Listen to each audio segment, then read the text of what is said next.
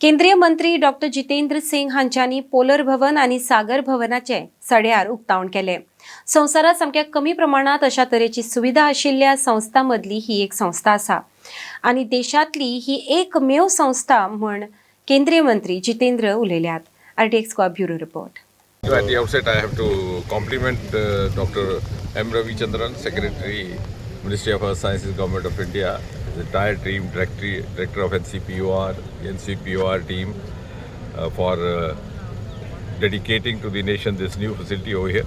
And it also gives me an opportunity to share with you that this is one of the very few institutes of its kind in the entire world, and definitely the only one in the country.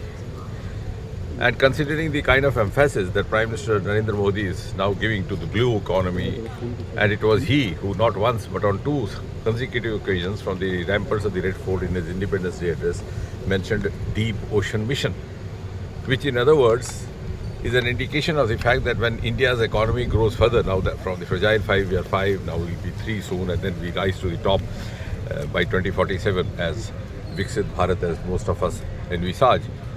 These are the sectors which are going to add value to our economy. We have a huge coastal area, more than 1,000 kilometers long, one of the longest in the world. 11,000 to be precise. It was never explored, or even if explored, it was underexplored by the earlier government. So thanks to Prime Minister Modi, he has awakened the countrymen, also the scientific fraternity, and therefore an institute like this is not only going to be serving the purpose of research, but it's also going to add hugely A, to the economy of the country and thereby also the global economy, and B, don't forget that now we are living in an age of geopolitics, and geopolitics of ocean is a new subject under discussion. And as we move on, this is going to seize the thought process of many of the countrymen, also people across the world. And therefore, India is now ready to take the responsibility of being not only a global player in geopolitics of ocean, but also a global leader.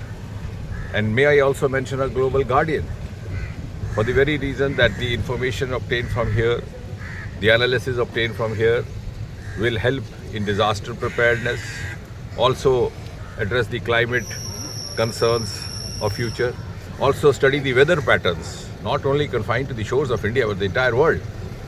So I think in a single sentence, this is an institute which is going to become a medium of India emerging as a global player in ocean science and thereby also in the geopolitics of oceans. So it's live you has visit on the it is India's first land. Yes, absolutely. This is two of the facilities were inaugurated over here. One was the Polar Bhavan, which is of course spread over more than 11,000 square meters, costing about 55-60 crore. The other one, of course, as you rightly mentioned, is more exciting, Sagar Bhavan, which has an ice core lab facility where you have actually recreated the milieu of the Antarctica.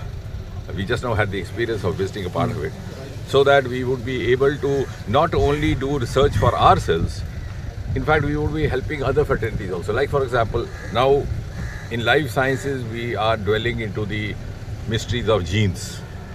How a gene would behave in a certain temperature, how a gene could be preserved in these sub-minimal temperatures. Similarly, we are also now into the mutagenesis of plants. So there also. Similarly, also in the chemicals, how it would behave.